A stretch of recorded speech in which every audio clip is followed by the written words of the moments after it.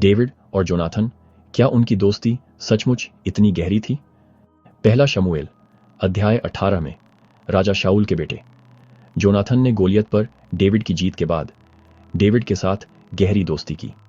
Jonathan David को अपनी जान से भी ज्यादा प्यार करता था और उसने उसके साथ एक वाचा बांधी। अपनी वफादारी की निशानी के तौर पर उसने डेविड को अपना चोगा, कवच, तलवार, धनुष और कमरबंद दिया, जिससे इज़राइल में डेविड की भविष्य की भूमिका को स्वीकार किया। जैसे जैसे डेविड लोगों के बीच लोकप्रिय होता गया, राजा शाऊल को जलन होने लगी और उसने उसे मारने की कोशिश की। जोनाथन डेविड के प्रति वफादार रहा और उसने उसे अपने पिता के इरादों के बारे में चेतावनी दी।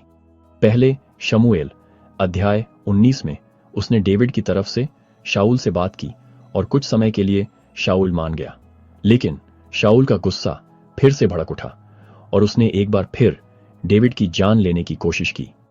पहले शमूएल अध्याय 20 में जोनाथन ने यह पता लगाने के लिए एक योजना बनाई कि क्या शाऊल डेविड को मारने पर अड़ा हुआ है।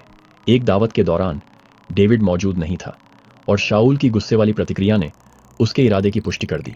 जोनाथन मैदान में गया और डेविड को चेतावनी देने के लिए तीरों का इस्तेमाल एक गुप्त संकेत के रूप में किया कि उसे भाग जाना चाहिए। जब वे बाद में मिले तो वे एक साथ रोए और प्रभु के सामने अपनी वाचा की फिर से पुष्टि की, एक दूसरे और अपने वंशजों के प्रति वफादारी की कसम खाई। बाद में पहले शमूएल अध्याय 23 में डेविड और जोनाथन आखिरी बार मिले। जोनाथन ने डेविड को प्रोत्साहित किया और पुष्टि की कि डेविड राजा बनेगा, जबकि वह खुद उसके साथ सेवा करेगा। हालांकि जोनाथन इसे पूरा होते हुए नहीं देख पाएगा। पहले शमूएल अध्याय 31 में जोनाथन अपने पिता शाऊल के साथ पलिश्तियों के खिलाफ युद्ध में मारा गया।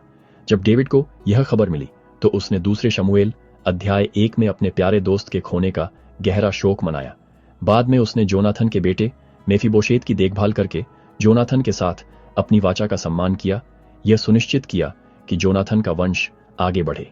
यह वृत्तांत जोनाथन की अटूट वफादारी और अपने दोस्त के लिए डेविड के गहरे प्यार को दर्शाता है, बावजूद इसके कि उनके आसपास खतरे मंडरा रहे थे।